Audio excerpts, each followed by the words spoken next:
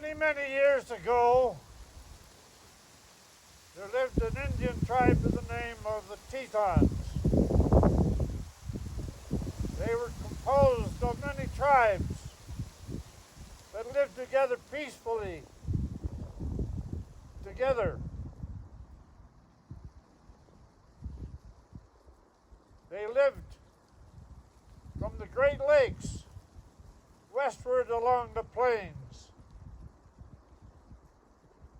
One day, a sentry far to the west signaled that a foreign Indian, an Indian that he had never seen before, was heading eastward to the great teepees of the nation of the Tetons. A second sentry signaled the same thing.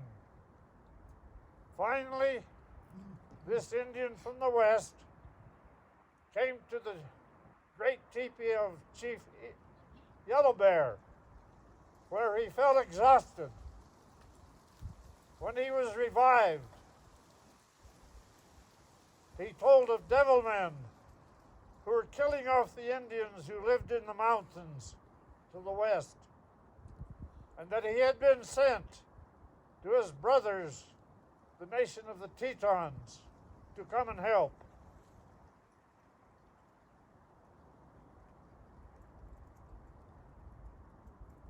Chief Two Eagles summoned the warriors,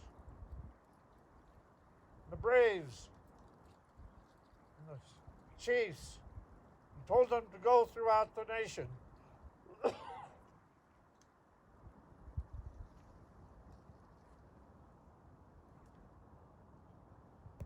Then he went to the teepee of Chief Two Eagles, the main chief, and told him what had happened. Chief Two Eagles said, "We go."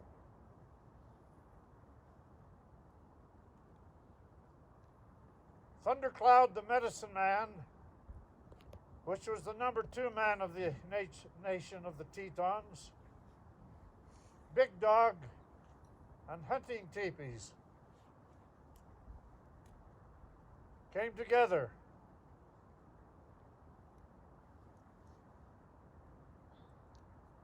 They talked about those things. That night, Thundercloud was awakened because warriors had been sent throughout the nation.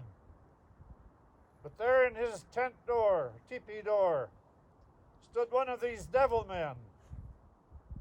And he told them not to come to the mountains of the west, or they would be killed like all of the other Indians.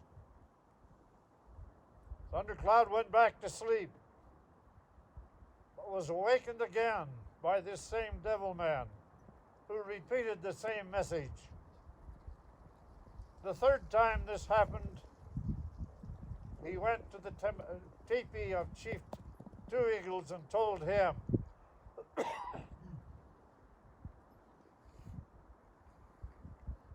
Chief Two Eagles said, "We go." The next several days, they were in preparation.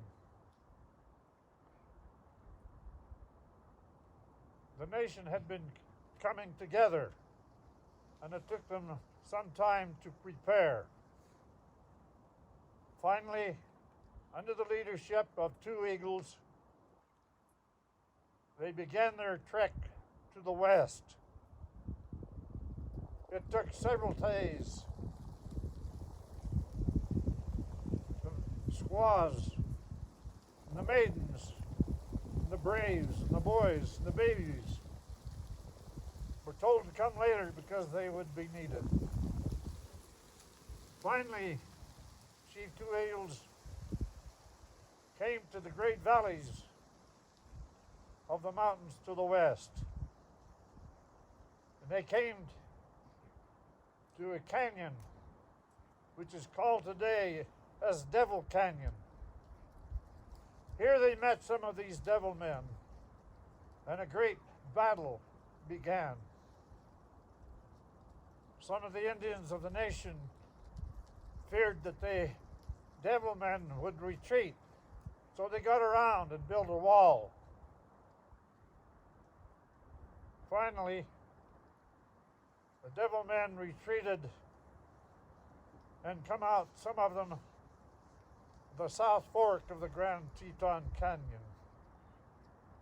Now there's two passages as it came down into the canyon. One was very steep and had a very narrow ledge. Some of the devil men started down here, but there were so many of them, they couldn't go fast enough.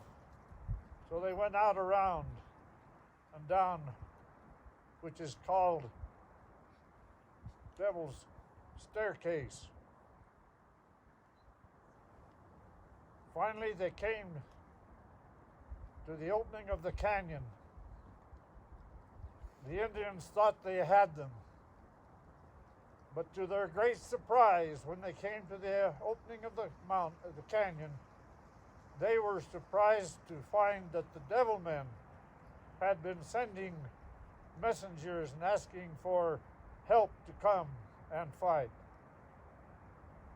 The Indians had to retreat. About 1.5 miles up the canyon, the great battle began. The Indians were killed. Finally, Thundercloud, the medicine man, Big Dog,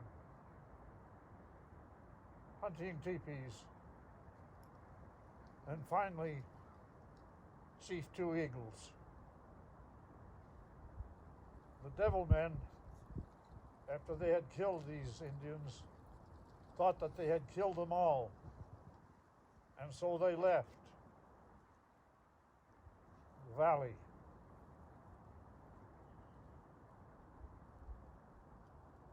The women and children, braves, maidens, finally came into the great valleys. They came to what is known as Death Canyon. Here they saw in their horror the bodies of the devil men and their own loved ones. They finally came to the top. Came down into the canyon, where they found the rest of their loved ones and the great chiefs. Now the Indians, the squaws, went to the altar mountain, which we call Table Rock, and they prayed to the Great Spirit. The crying of the women for their loved ones, their husbands, their children, was for so many days erect peaks, great chiefs who were the chiefs of the nation of the Tetons. To the northeast, she is Chief Hunting teepees, the medicine man, right close to the tallest peak, which was Two Eagles, and then Big Dog and hunting teepees. The wailing and sorrow was so very long for a long time. The Indian maiden went to the altar mountain where they faced east and worshiped the Great Spirit.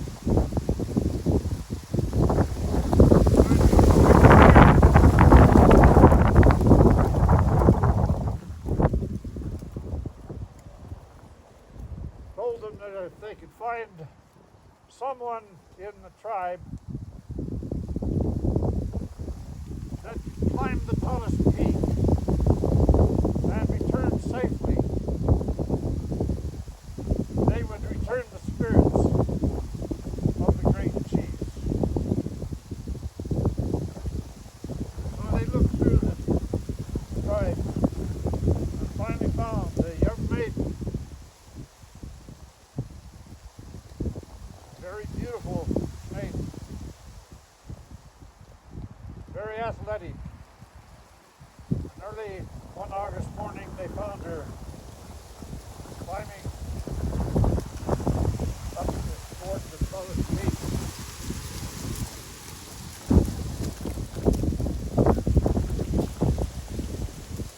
She would come to an impasse, have to come back. Looked like a steep hill.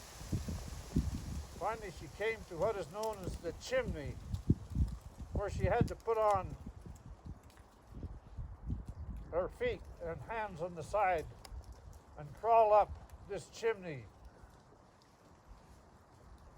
She finally reached the top, crawled out the hole, and rested, but for a short time. Finally, the Indians at the Alder Mountain, who had been watching, saw her climb the tallest peak, come to an impasse, had to go back and find another way. Finally, they saw her reach the top of the peak, facing east, where she knelt and thanked the Great Spirit for her safe arrival. She rested but for a very short time, for she knew her journey and time was very long. As she came down, she again come to an impasse, had to go back and find another way. Finally, they saw her come back, and the sun has gone down, and it was dark. She came to a cleft in the side of the mountain, where she thought she would spend the night. The Indians on the Alder Mountain waited, knowing that she would start early in the morning when the sun rose. But next morning they looked and waited all day and could not find her. And they thought she had got so tired that in her sleep she had fallen to the great glacier below, where sometime in the future her body would be found. But other Indians said it was not so, that the Great Spirit came and rescued this maiden.